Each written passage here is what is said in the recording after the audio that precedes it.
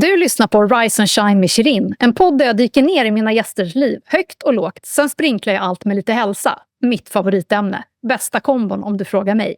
Det bjuds på både inspiration, empati, glädje, energi, igenkänning och ibland även sorg och frustration. Men nu har det blivit dags att presentera både dagens gäst och min fina partner. Häng med!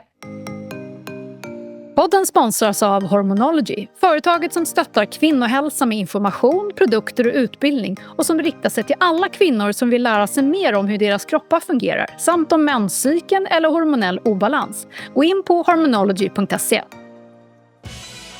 Emilia Vuorisalmi, you are an MD, or as we should say in Sweden, a doctor. An hormone expert, you are a coach for holistic health, a keynote speaker, but also an Amazon #1 bestselling author with several books. But we're going to talk about the latest one called The Healing Powers of Hormones. Harness dopamine, oxytocin, and serotonin to unlock your best life. Where you combine your own transformative journey from overcoming love addiction and burnout to achieving full health and vitality with groundbreaking research into oxytocin, dopamine, and serotonin, and a scientific perspective on ancient wisdom. You have also played a leading role in a romantic comedy. You have also been starring as an expert in the latest season of The Real Housewives Suomi edition. You are co-owning a Finnish basketball team. You have also been called the Love Doctor, which I'm really curious about, and how you say that you were addicted to love. We're going to dive deep into these 3 love hormones and how these hormones can heal us and how we can balance these and how they can lead the way to a more healthy and balanced life. And as usual in this podcast, I am also curious about your morning routines. Very, very warm welcome to my podcast, Rise and Shine with Shirin.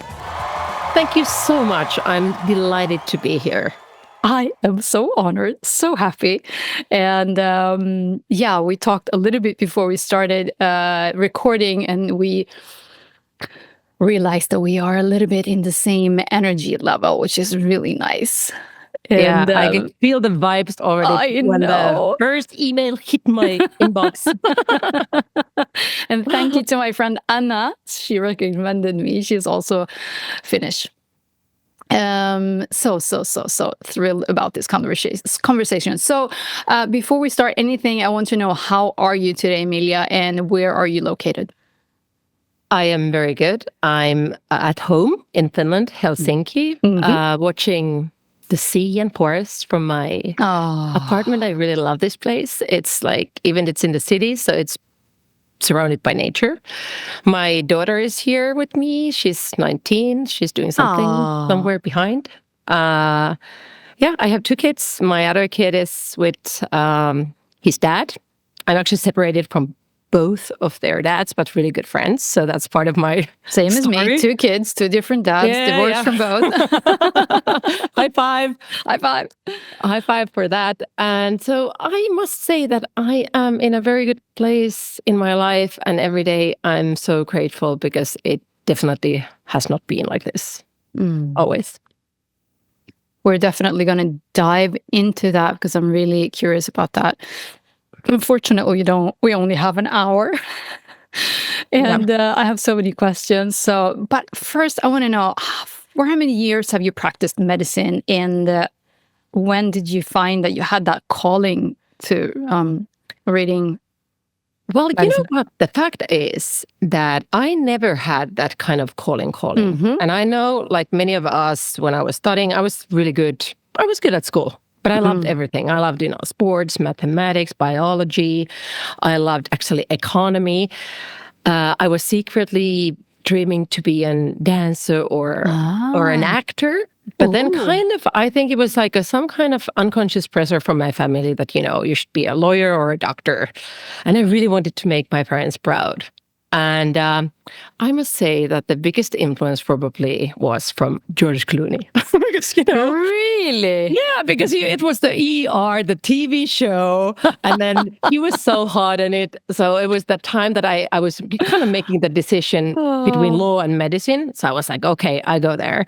And I must say that studying medicine, it was like ER or Grey's Anatomy. I had amazing time. I loved learning everything from the human body. But I must say that already at med school, I was what I didn't like was that everything was thought to be separate. So, we were learning about the brain, we were learning about the body, the same thing, but we were never looking the human being as a whole. So I must say that when I think I was 29 when I became an MD. So at that time, I was even younger. Anyway, so I had an existential crisis because I felt that this is not all, that there's more for me. And I felt that maybe as a doctor, because I was really into surgery, and I noticed that it was super lonely.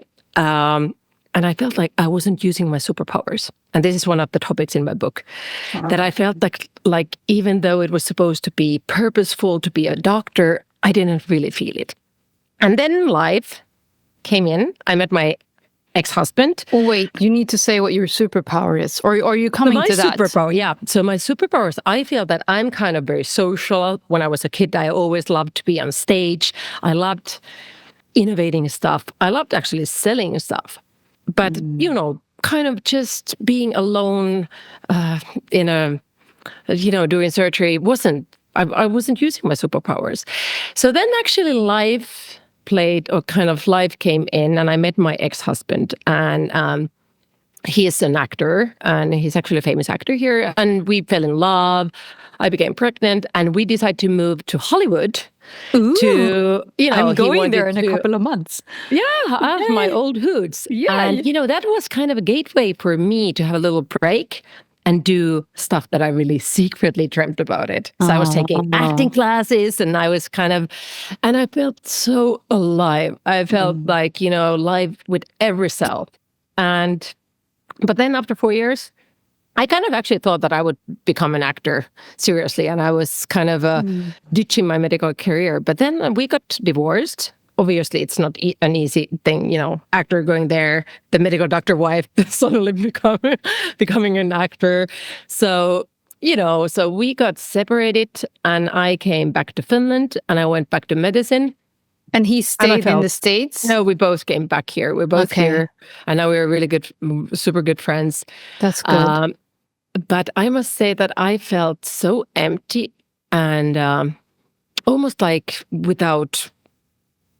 suffocating or something. And then I must say that I started to have all kind of physical symptoms. Let's cut this away because we forgot one step. So when I moved back to Finland, I felt a little bit like a Cinderella, coming home from the ball from LA. Yeah, because you didn't work. You didn't practice medicine in LA. No, we're there. And then I was back here, and I felt kind of that I had again lost my direction. Well, what I did was actually I fell in love, and I fell in love very hard. And that relationship really broke my heart. And I started having all kind of physical symptoms, from like sleep problems to back pains to eventually panic attacks. And in my head, I was like, oh my God, that if falling in love and kind of heartbreak can make you this sick, so love has to be able to heal me. And that's how I started to study love. This was already like 13 years ago. Oh, wow. And 10 years ago, I wrote my first book, High on Love, about the science of love and, what happens in our body and mind. And that's how I became the love doctor. The love doctor. I love this. Yeah. But what was ironic was that at that time, I was called the love doctor of Finland, but I was still actually addicted to love. Yeah. Because I had started to medicate myself and the pain with relationships. And it felt like it was the only thing that made me feel alive. It was the only thing that take the pain away, at least for a second. But it eventually took me to this negative spiral and to this kind of deep question that how could I balance these love hormones without a relationship? Because what do you mean? I'm sorry. So you divorced, and then you fell in love with another man, and then so you're saying you had a love addiction.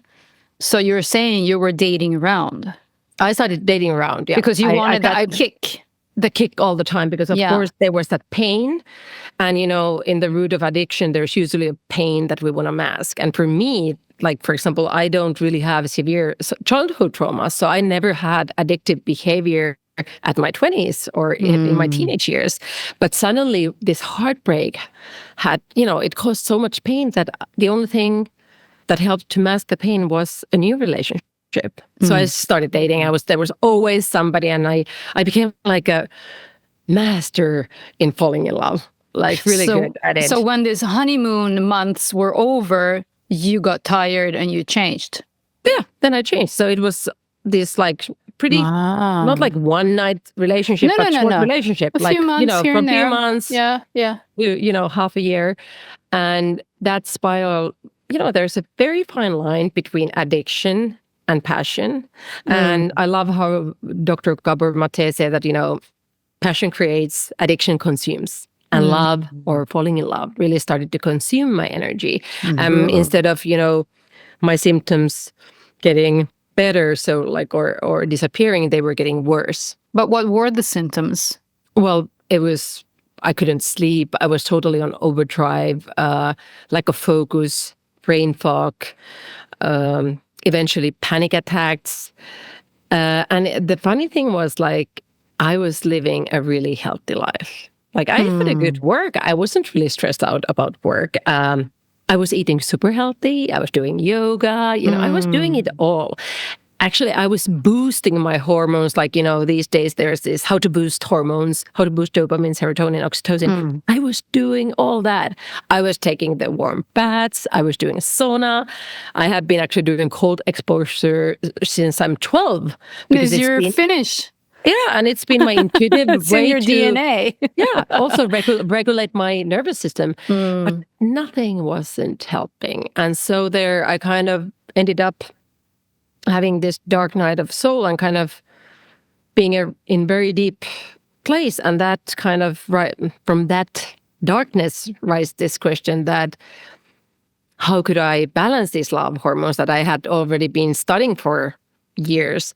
That, how could I balance them without a relationship? And that was kind of the beginning for the work I've been now doing for years and writing these new books about it. So this is the really core question answer I am looking for in this conversation. And I'm going to send this to my friend Angelica, because we have had these conversations. I'm sorry, I'm interrupting you. Conversations for so many times, so many years, because we easily fall in love, both of us, and we love passion.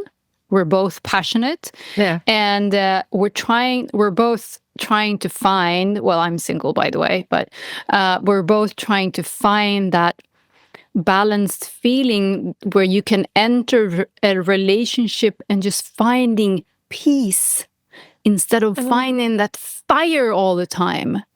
For me, I'm not having a relationship or dating, but if I'm looking at my history, and hers and mine are very similar. We've been talking about this so many times. Like, how can we balance this? Because the passion is amazing.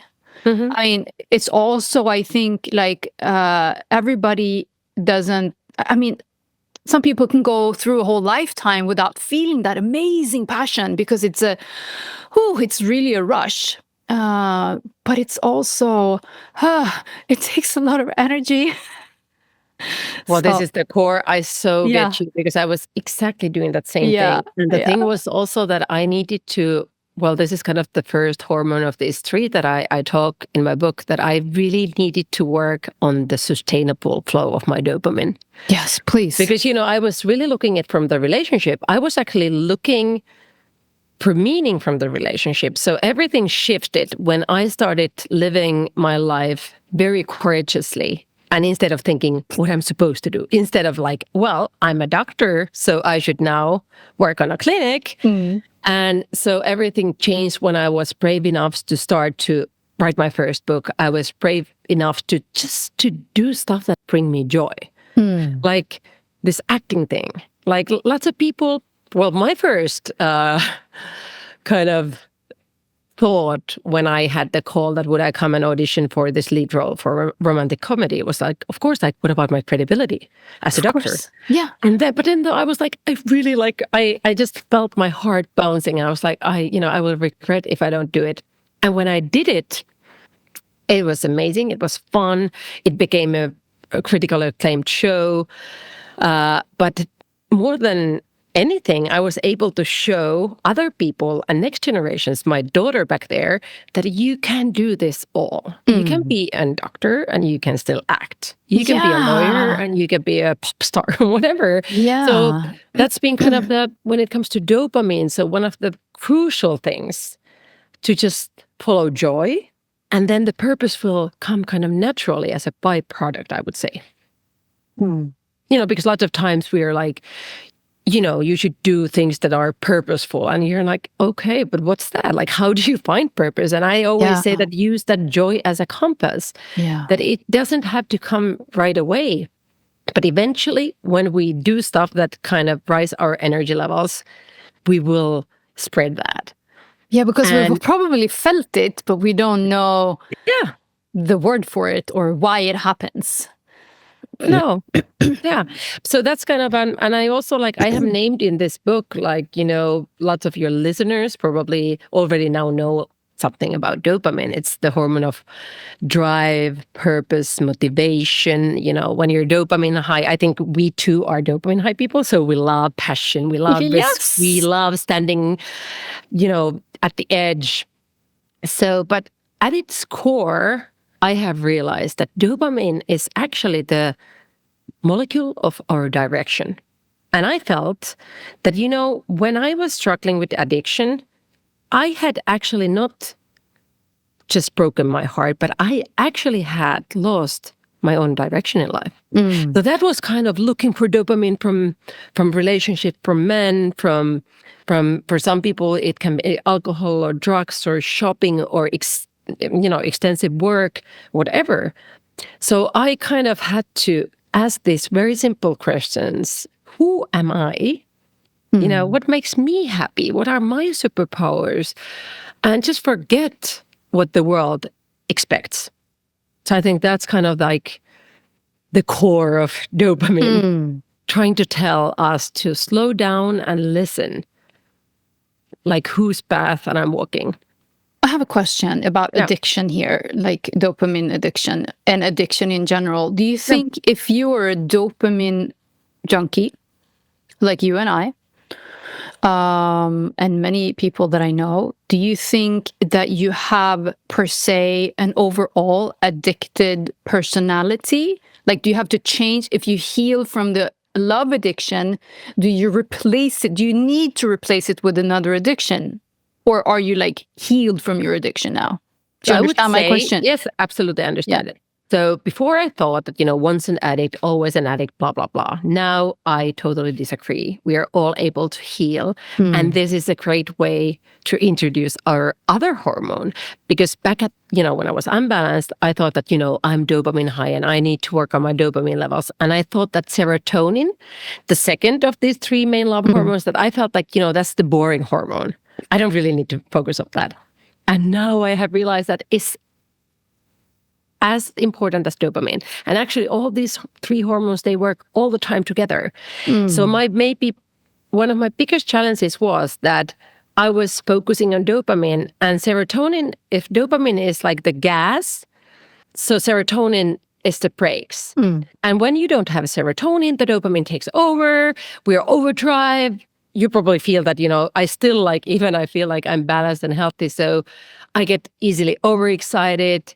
And then I get, kind of too tired, me too. Yeah, wired. Me too. And this is also when you're ADD, ADHD. So we easily, it's a superpower. You're creative, full of ideas. You have the ability to energize other people. But the other side of the sword is that you just have to work on your serotonin levels. And what is that? It's basically safety. I have named it as a molecule of safety. So I think the kind of at the core of unbalance is that there's some kind of lack of inner safety. And that's why the serotonin system is not working properly, and the dopamine is kind of going on overdrive and taking over our brain chemistry. So basically what I, for example, did is like I really had to stop and work on my fears. And I really noticed that there was actually, and we could talk 3 hours about this topic. And this could be fear over anything? Or is it safety, anything. like your financial stuff? Yeah, it can be finance stuff, but like for example, it can be most of the time it's something unconscious. So for example, I didn't know that deep inside of me there was a fear of being left alone. There was a fear of being not enough. But these all actually came up when I started doing work, EFT tapping, and I did, lots of healing retreats and whatever. So it wasn't like, oh, I just know that I have this fear. So this kind of, we need to start doing this work. And in the book, I actually share a lot of practices that are easy that we can start home. And of course, if we have the luxury to go and take a week and spend some time with teachers, so it might speeden up the process. But it was really it was actually, I will tell an example, like 3 years ago, I went to this retreat in Portugal. And after one ceremony, I was sitting under a tree. And the ceremony made me feel kind of this unbelievable feeling of being helped by nature and everything around us.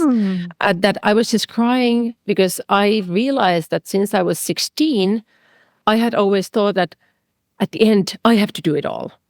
And since that same age, I had actually had this like kind of a pretty heavy back pain following me. And I thought that it's because, I used to be an athlete. I was a track and field, like a sprinter.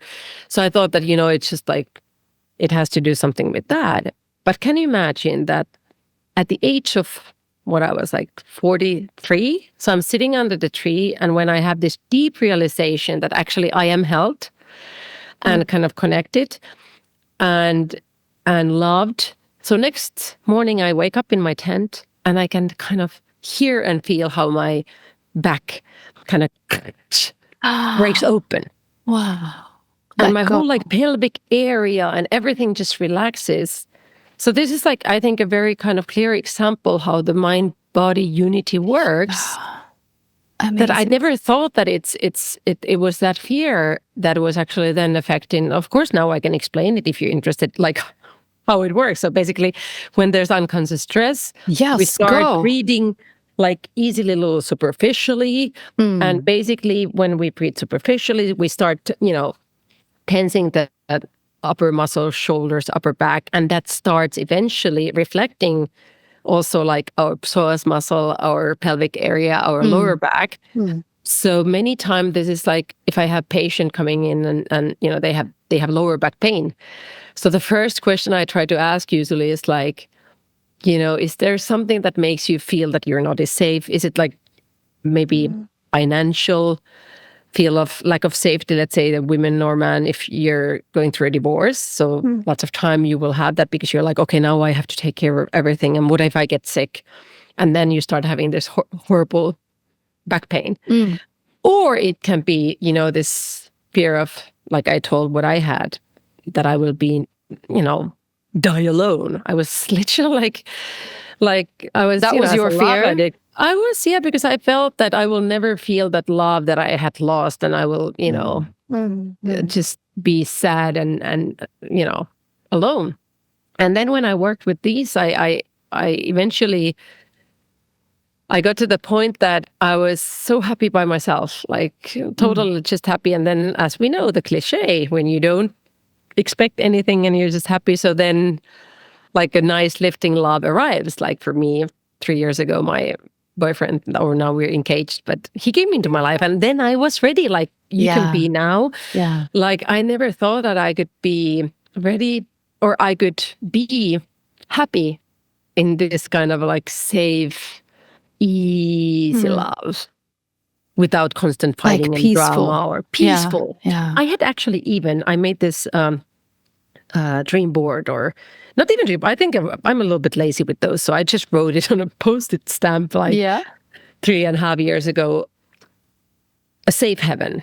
And I wanted that to describe the relationship I will have, that it will feel like a safe haven. And it was amazing because when I went to our first date, we had actually met skiing in France. But then when he took me on a date, so in Finland, we have these summer cottages, and most of the time they are on little islands. So I went to his summer cottage, and the island is called Safe Haven. Really? Yeah. Oh. So I was like, so there's so many times when I kind of, what's funny with these love hormones that, you know, my hypothesis is that once you get these love hormones balanced, so you will, you know, the tendency for addiction will diminish. And yes, that happened. But what I wasn't kind of expecting is that magic just really started entering life. And this kind of like synchronities and just very magical stuff started happening almost all the time. And so that's still there. Wow. For the listeners now that feel like, ooh, I'm having that same feeling, that same experience, that dopamine high, maybe not feeling that safe and secure, but I don't know why. Like, what would you recommend to them? Where do they start digging? If they don't already have your book, you can order it online on Amazon. But like here now in this conversation, where do we begin as well? Where do we begin? Yeah. So the thing is that there's no one size fits all recipe. Never is, unfortunately. Yeah. So I would recommend reading my book, but I must say that everybody in this world benefits from starting with the third hormone, which is like oxytocin, because we live in extremely oxytocin deprived world. As social media and all these digital devices, they are like giving us lots of fast dopamine, lots of fast serotonin. So serotonin is like when we get the likes and we feel like, yeah, we belong. And dopamine is all that novelty, and you know, there's always new information in our phones. But there's no oxytocin. And oxytocin, many of the listeners might know that it has to do with physical touch, and you know, there's been always this list on hug your pet or your spouse, or take a warm bath, and these are like great boosting tips. But once again, when I've been studying so long these hormones, I see now oxytocin as really the hormone of connection. Yeah. And for me, for example, no matter how much I was hugging my daughter or taking warm baths or, you know, doing the oxytocin stuff, it wasn't doing the trick, because the thing was that I had lost the connection to myself. So the thing is that if we're not connected to ourselves, we can do all this boosting, but it won't work. So this is kind of the most important stuff to understand. And so I would start by little practices to increase the connection to ourselves, because that will kind of help us to work on all these other hormones. So oxytocin is basically the master hormonal regulator. So it's the biggest boss in our hormonal hierarchy. So it actually modulates all the other hormones. So it affects also serotonin, dopamine, also sex hormones, estrogen, progesterone, testosterone, insulin, thyroid hormones, like everything basically. Wow. Because connection is so crucial for you know, human survival. So maybe if like one practice that actually my daughter also started doing 3 days ago, because she's a dancer and they have had a really, really heavy spring with a lot of practices and a lot of school. So it's yoga nidra. You probably know yoga nidra. Yeah. So like sleeping, I would call it sleeping yoga. Sleeping yoga. So that's like, because a lot of people are so tired and wired, and also like what you were saying, that, you know, when I used to be like you probably too, we were addicted to the stress hormones. So then stress feels familiar. Stress feels safe. So that's kind of the false safety that we feel actually bad when we are not stressed. So yoga nidra will teach your body and mind to actually enjoy the kind of parasympathetic mode where you're just rest and digesting. It's amazing practice for, everybody. I use it if if I feel like I'm getting sick, or if I need to recover better, or if I haven't slept well. So basically you just lie still down and you listen 20 minutes. There's actually a free version on my website, docemilia.com. You can upload. So, and it's with healing frequencies. So it's super, you might fall asleep. It's okay. But eventually you usually just do the scan, and it will give you, the 20-minute practice will give you the kind of the health benefits of 2 hours of deep sleep. So it's really amazing. And of course, like all kind of meditation practices, whatever feels like it would be right for you, I say like go for it. Yeah. So if you feel like, okay, I can't do yoga nidra, I don't want to meditate. So I, for example, start my mornings, I do these 7 breaths in the shower. Yay. Because, everybody has time, you go shower. So like sometimes it's so hard to find the time. So that's why I kind of try to sometimes pile these healthy stuff on the top of the stuff that I anyway do. Yeah, brush your teeth, take a shower or whatever. Or you wait in a car, your kid to come from a sport practice, so you do it there. Because if we start waiting for the perfect moment, it might never come. Can't wait forever. Yeah. So I would kind of these little practices, of course, checking your breathing, that your breathing is in your tummy, that it's not superficial, and just breathing exercises. There's lots of those. So I would probably start with those. And then you can move to the dopamine stuff and ask those important questions, maybe schedule more joy in your calendar. If you feel that, now when we're having this conversation, so that the fear part might resonate with you, that, you come from a family where you always had to be really good at everything, or you feel like you're not enough, and you, for example, you suffer from lack of boundaries, like many women. So we just always say yes, and we please, other people. So everyone besides ourselves. Yeah. So then, for example, EFT tapping is an amazing tool. Very easy, free practice that is great. So there's like lots of different tools you can start with. Det finns inget som det babblas så mycket om bland mig och mina väninnor som kvinnohälsa, hormonobalans och klimakteriet på olika sätt. Ja, och så relationer också förstås. Men hur våra kroppar förändras och hur många som inte känner igen sig själva längre. Hur vi jämför våra olika symptom som kan vara väldigt olika från kvinna till kvinna. Vilken hjälp som finns att få och vart man kan vända sig. Frågorna är många och svaren är förvirrande. Jag är så tacksam över att företaget Hormonology har valt att ingå i partnerskap med podden Rise and Shine. Ett företag som stöttar och vägleder alla kvinnor som känner sig lite vilsna i sina egna kroppar när hormonerna hamnar i obalans. Där Hormonology stöttar i form av egenvård både med produkter, information och utbildning. Gå in på hormonology.se och scrolla runt du också. I loved or not loved, but I reflected on what you said about this because I also had a burnout last year, a severe burnout all of 2024. And when I started healing, I'm working 100% now again, but I was out all last year, but I'm still healing. Oh my God, It's going to take years. And then when I think I'm healed, it's going to take another 10 years. But when I started feeling that new feeling of not be like what stress was my normal. Yeah. And it fueled me and it made me feel good because I was high on dopamine. But when that disappeared, when I was just home laying on the floor doing nothing for hours, I went to my stress rehab. I had nothing in my calendar. Well, I had the podcast once in a while, and that was such a weird feeling. I'm like, what is going on?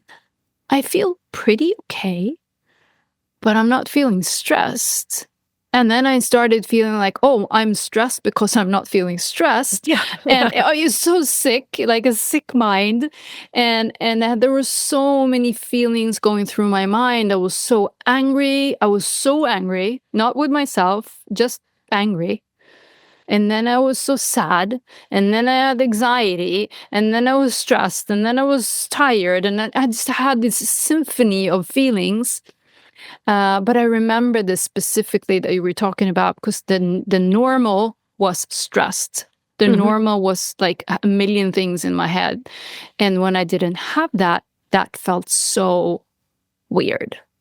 Yeah. And that's why I remember, Still I was struggling a little bit. Yeah, I was offered meditation since I was probably like 27 from LA. Yeah. And I would not take it because I was like, no, I like this stress. I like being fat. I love this. So I really had to, same as you, like hit the kind of rock bottom. And that's why we are having this conversation. So hopefully some people that are listening this will be like, okay, I'll give it a shot now. And I don't have to wait until I'm burnout and almost like psychotic. Can't recommend that. Can't really recommend it. But then also it's good to, what you mentioned is like, once you start healing and once your body finally feels safe, so it will be very tired.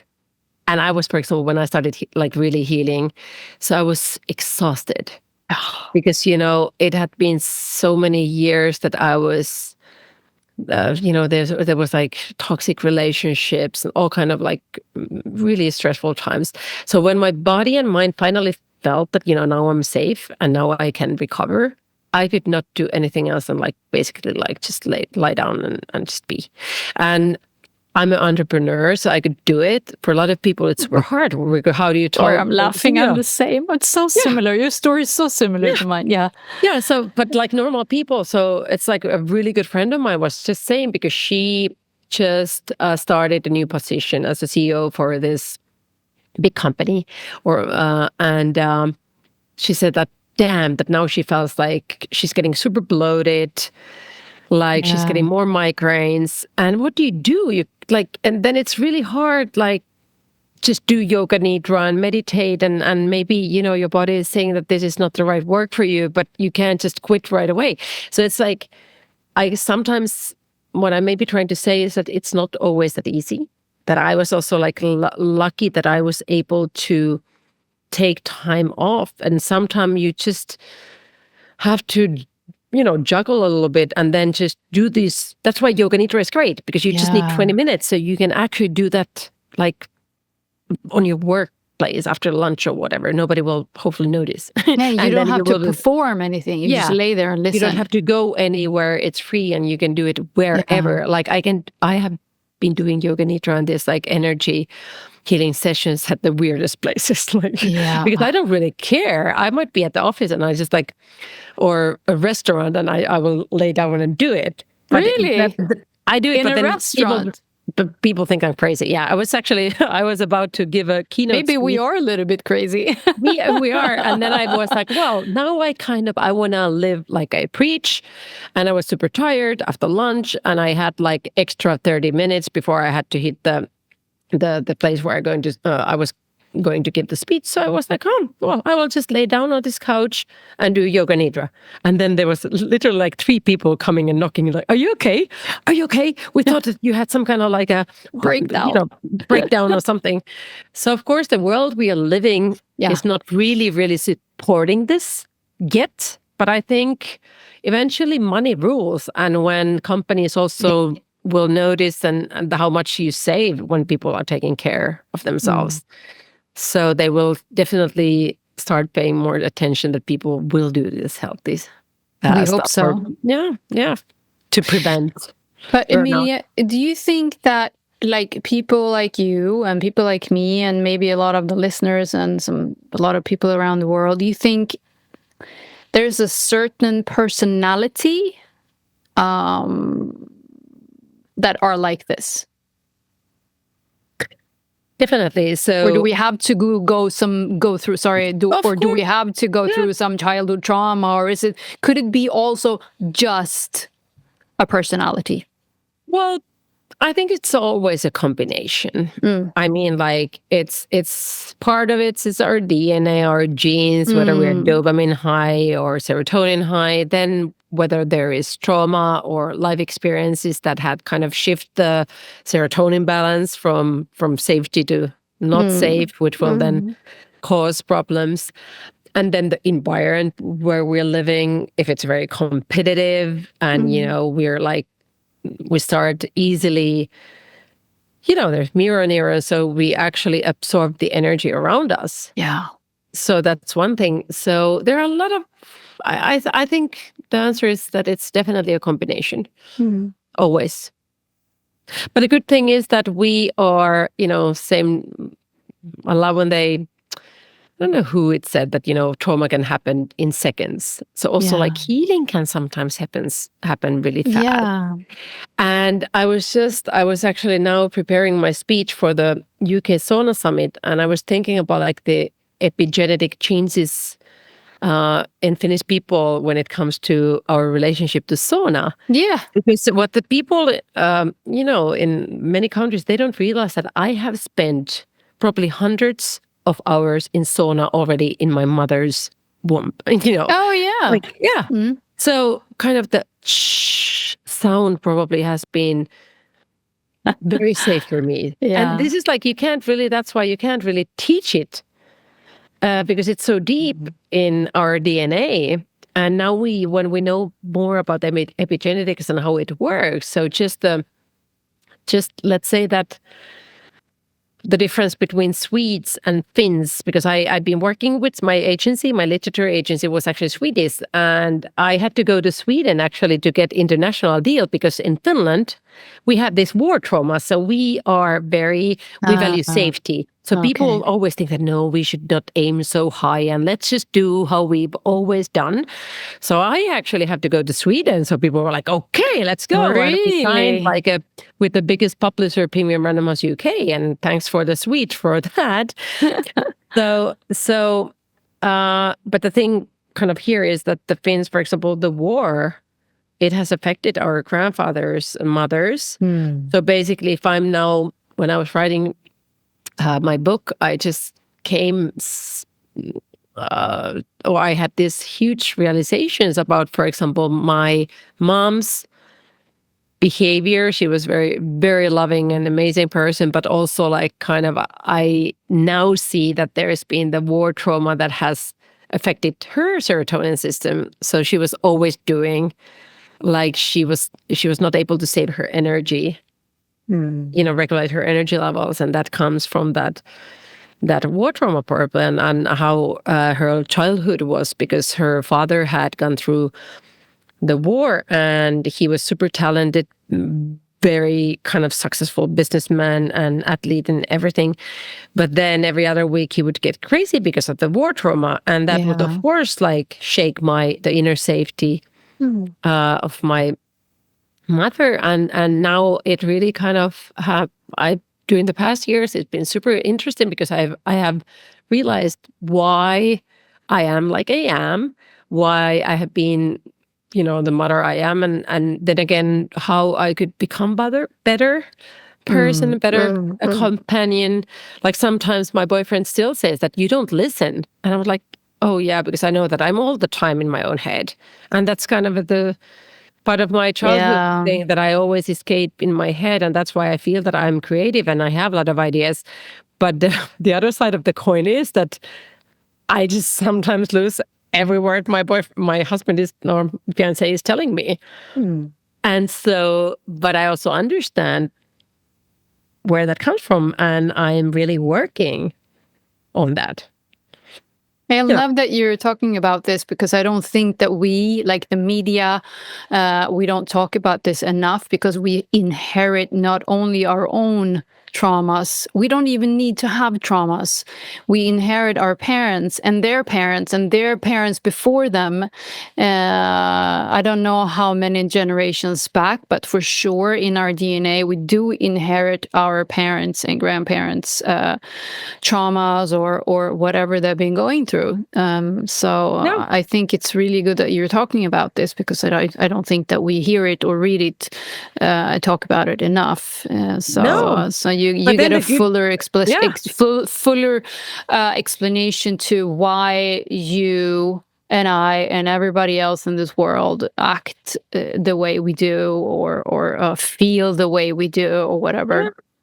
And for example, I don't have a lot of childhood memories, and I come from a very loving childhood. I was raised on a farm by the sea, beautiful family, and it's so funny that my sister remembers everything, and we basically have the same childhood. But because I was the eldest, so I felt that I felt responsible. So I think I took, if my parents had a fight, I took it very seriously.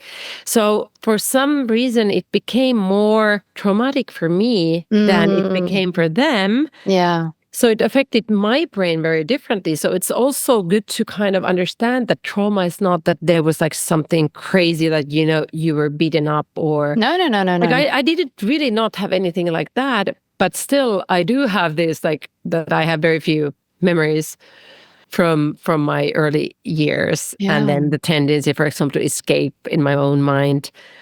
And but then again, I'm kind of grateful for those, because without them, I wouldn't be here. I wouldn't... No, they wouldn't be you. Yeah. And when we start identifying this, it's easier to heal. And talking about identifying, you write in the book about identifying your own values. Like what can they be, for example, and what does that mean for our healing journey, or just finding your balance in life? Valuing. Well, first of all, when we talked that, we inherit the trauma, so we do inherit the healing as well.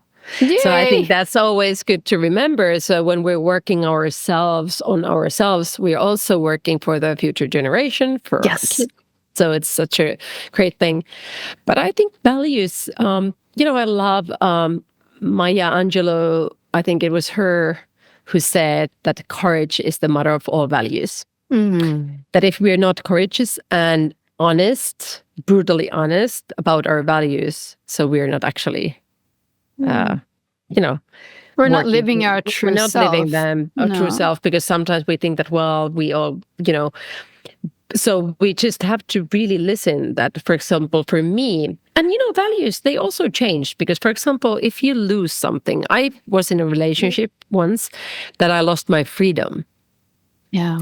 Because he was so controlling, like very kind of a very toxic relationship. So after that, freedom rised very high on the list of my values. And before, of course, it wasn't there because I took it for granted. Yeah. Love for me has always been very high up there. Brutal honesty for me is important. But it's just like kind of that you listen that what resonates with you. What would you say that are your core values? Oh my God, freedom is a big thing. That's why I am an entrepreneur in heart. And also feeling that I have my soul sisters, like my safety net, my community. I'm very... I practice a lot of gratitude. I'm gratitude for the small things. I value me time. I value time with the kids, with my friends and family. I value honesty, brutal honesty instead of lying. And list can go on. But so kind of summarizing that, it's just that they are yours, that they are not, that we think that we're supposed to live. Like, some people, like for me, for example, family is very high up. But then there was some psychological test I did, and I scored same I was so proud. I scored same that Oprah. Like oh that my you are God, Oprah is that one your of friends, my absolute hero. I will tell you when she is will be in the podcast. okay. Great. Yeah, and I will tell when I'm going to her podcast. Yes. Good. Good.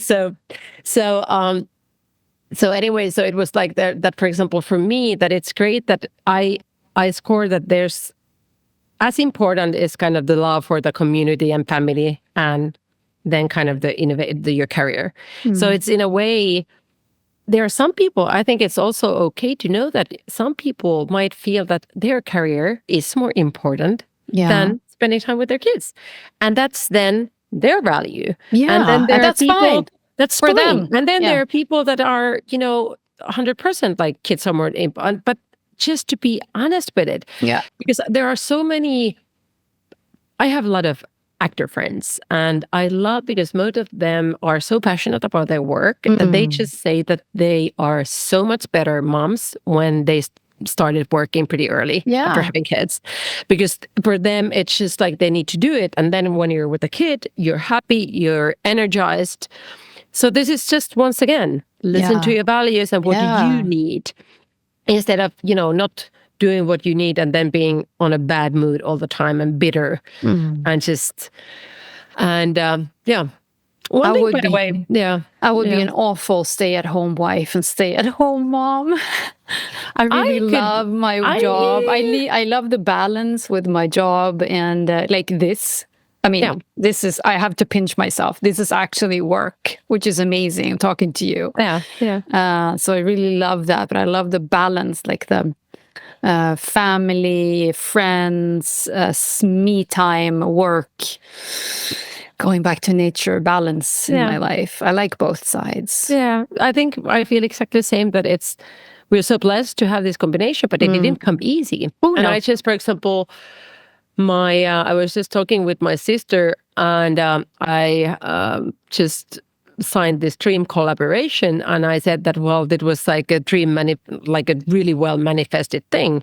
And she was like, how did it happen? So I was like, well, I just felt that this would be a dream, and then I sent the email and I made the deck. So it's like always also the action. I know. That people, we talk, probably you and me, about manifestation and how things happen, and I feel that I've been manifesting a lot of great things during the past years in my life. But it's not just that I'm writing it on a note. Yes, that's number one. But then actually you do the call. You send do the email. One little thing, and that it will happen. So that's kind of the combination of that, and you let base. Like I did something crazy that was what was that? Well, I have always decided but that I don't do reality TV. And now I decided that I did something. And this was more than I said in the introduction, the real hype. Yeah, this is a new one. Okay. So it hasn't come out yet. Oh my God. I can't tell about it yet. But the thing was that I said yes because I really felt that I just want to do it. Yay, I'm so happy for you. And I was like, because normally I'm like, I can't do it because I'm a doctor and I'm this and that. And I had so much fun. The thing is that I laughed more than I have probably laughed in, not probably ever. Good. And so, I mean, this is and I will tell this in every interview that will be then done about it, that why did you do it? It was because I just love now these days measuring my how successful I am by the amount of joy I'm feeling. Oh, I love this. I really wanted to do it. I'm like, and good if for somebody you. thinks that it was like a stupid thing, so they can think so. Let them. Mel Robbins puts, let them. Yay. But this was important for me. Yes. And that's the only thing that is important. It's important to you, not to anyone else. I have to look at my timer, and it feels like, again, with a lot of guests, we've talked for 10 minutes. I know. So we're at the end, which is really, let's just meet again in a year. And so I want just really short, you were talking about a former athlete. Yeah. What was that? So I was a sprinter when I was young. And then I played tennis with sprinter. I was, how do you say it, like with the kind of Finnish national practice team. Yeah. So that was my, I always wanted to be, I think I would have better as a team player, like something like basketball, whatever. But, I was born on a farm, so track and field was like the easiest thing to do there. So, but it was funny because then when I had moved from LA back to Finland and I was kind of feeling low. So friends of mine, they started a basketball team, the Helsinki Seagulls, and they asked if I would be the team doctor and co-owner. Yay! And I said, yay. Of course. Yes. I was like, kind of people were like, well, it's such a stupid idea. And you will be working for nothing and it will never be anything. And you know what? Actually, this Tuesday, we won our second championship. We're Finnish champions. Congratulations. What's the name of the team? What's the name Helsinki of Seagulls. Helsinki's Eagles. Wow. Seagulls. But everything, I mean, I can really hear that you're living your true self, like without knowing you more than for an hour now. Like you're saying yes to the reality show. You did this basketball thing. You're really living your truth.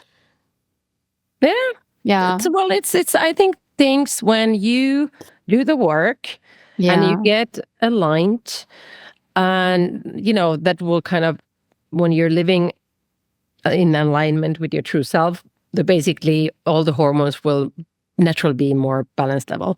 And that will be invitation for magic, joy, and peace and calm. That's how I feel it.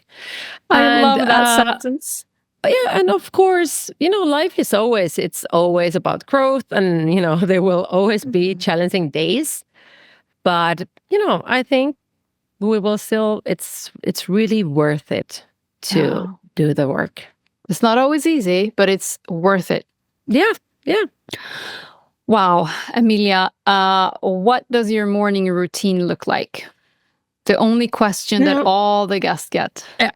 My mornings are pretty easy because my son is 6, so he's starting school next fall, so then things will change. But right now, we are not early risers. We wake up pretty late. Whenever, like let's say 8 or 8:30 or whatever. Nice. And normally I know that I should not have coffee during the first hour, but usually I do because my amazing fiancé brings it to the bed, so I don't want to say no. Oh, I want romantic. Yeah. So that's how, like, today my morning started. So we have a nice coffee. My coffee, he knows that I want some collagen, some cinnamon, and some coconut oil in it, and warm milk. So that's how we started. Sounds amazing. That already makes me feel like very grateful. Lots of hugs and kisses in the morning. I'm kind of one of these people that never gets enough. Sounds like you get like an injection of oxytocin. Yeah, in the morning. But also I must say that if I wake up alone, so I feel happy and energized most of the days. And then, I forgot to say that before the coffee, I always drink a glass of lemon water. I've been doing that for 20 years, so that's the first thing. Then I take some vitamins and I stare at the ocean and nature. Wow. Kind of, and then start slowly. Either I go to the office or today, for example, I knew that we will have this during the evening. So in the morning, I went to the park close to my place and just worked out a little bit. Nice. Didn't do a dip in the sea. For some reason, I didn't feel like it, but sometimes I do it. I try to keep my mind open so I don't plan. So I really do what I intuitively feel. So that's basically, I think, the one thing that I like to cherish about the mornings is like... Tune in. Yeah, so they are never exactly the same. And I love that they are not usually, of course, sometimes when there are school days or preschool days, so they're a little bit like, okay, oh my God, we're late. Let's eat, in the car and just, how it is with kids. But most of the times they are pretty laid back and filled with ease and joy. Sounds amazing. Amazing. You have 5 incomplete sentences here. Yeah. I start the sentence and you end it. Are you ready? I'm ready. The one thing I always tell my friends about relationships is...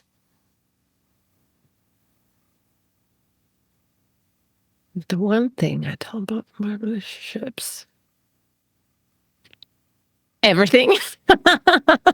Everything? Not everything. The one thing I tell always about my relationships, is this like the kind of boyfriend or husband relationship, or like any relationship? Yeah, let's do love relationship. Love relationships, okay. Yeah. Well, I love telling my friends the good stuff, the good stuff that, for example, my fiancé does. I think it's always great to share the good stuff, to give an example and set the standard that it's possible. Of course, I do talk. I talk very openly with my friends about relationships and what's going on. Also the good and the bads. But I think the one thing is like, how lucky I am. Great. Yeah. Amazing. I love that answer. Yeah. My guilty pleasure when no one is watching is... Probably it's so stupid. It's like scrolling phone. Yeah. Because it's scrolling something on that Instagram. I tell everybody that you should not do it. And then I keep scrolling and watching some stupid accounts like that I'm too ashamed to even tell. Okay. Let's leave that. If I had a love doctor superhero power, it would definitely be... healing the world leaders. Oh, thank goodness. Oh, I would love for you to do that. Maybe you can just send some healing powers out. Yeah. If I could teleport anywhere right now, I would go straight to...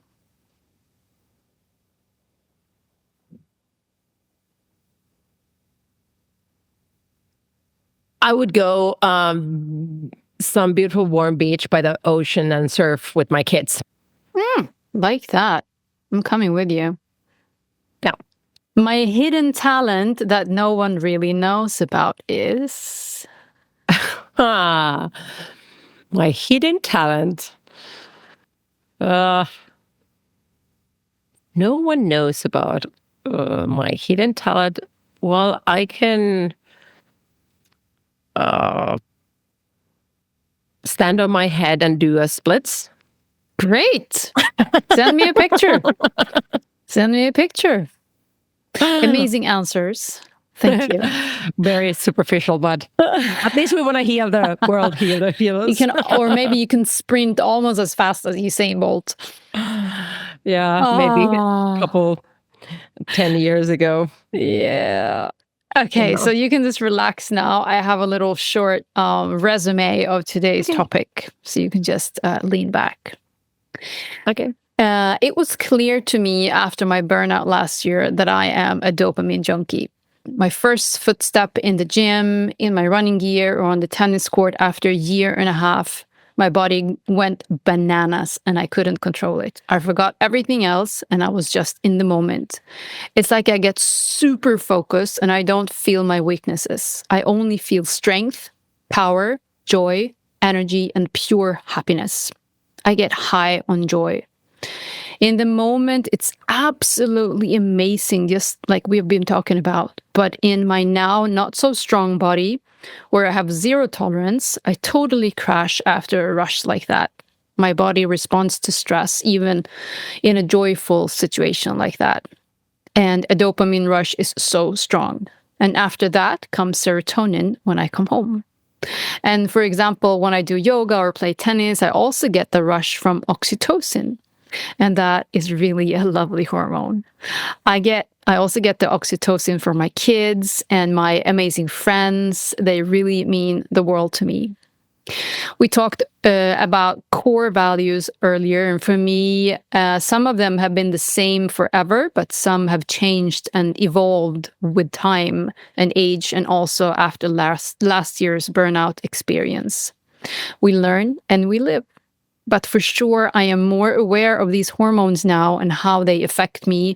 And all I can say about that is that our bodies are amazing if we give ourselves time to listen to them and also learn more about the one and only body that we have to live in. Time and knowledge is precious. That was that. Nice. Are you awake? Thank you so much. Yes. We're not really finished yet because the listeners, want to find you. And first of all, I want to thank you for this amazing conversations. I knew that we would really connect. I could feel it just like you did. And it's been such a pleasure. Thank you for everything that you're sharing. Keep glowing, keep doing your thing, keep sharing all of your knowledge and everything that you have, or your energy, your love and power. I love it. So where can we find you? Easiest way to find me is probably on Instagram at Doc Emilia. So DOCEMILIA. And my website, of course, it's docemilia.com. Wonderful. So you find there I try to inspire people there. There's my private life, but a lot of inspiration for healing work. There's my new online courses, and of course the links for the books and all. Love it. Thank you so much. And to all my listeners, follow Dr. Emilia at Doc Emilia. Follow me at ShapebyShirin. And don't miss my sponsor, hormonology.se, that also works for women's health. And subscribe to the podcast Rise and Shine with Shirin. Share it with your friends and leave me a comment. Until we meet next time, take care of you. Take care of your love hormones. With love, all the best, Shirin. Bye, Emilia. Bye. This was amazing. Thank you. Amazing. Thank you.